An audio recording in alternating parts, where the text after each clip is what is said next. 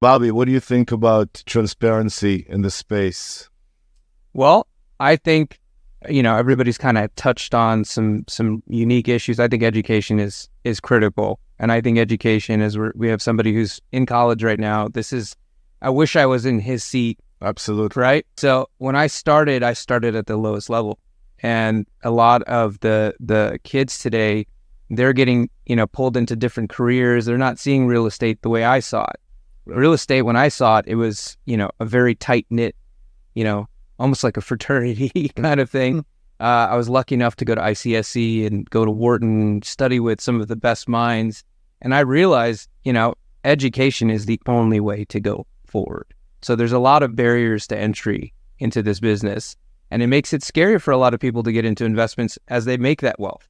So I think starting and reaching colleges and helping these kids realize that not only can you take data analytics, use Tableau, pinpoint all these metrics like you were talking about, which I've actually do, it helps me deliver heat maps to exactly where I want to buy using those key KPIs, right?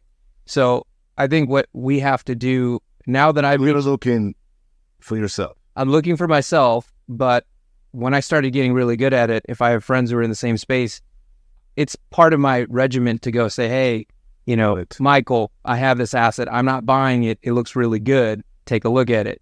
And that's because that's how I started. That's how we were when we were younger. We learned to network.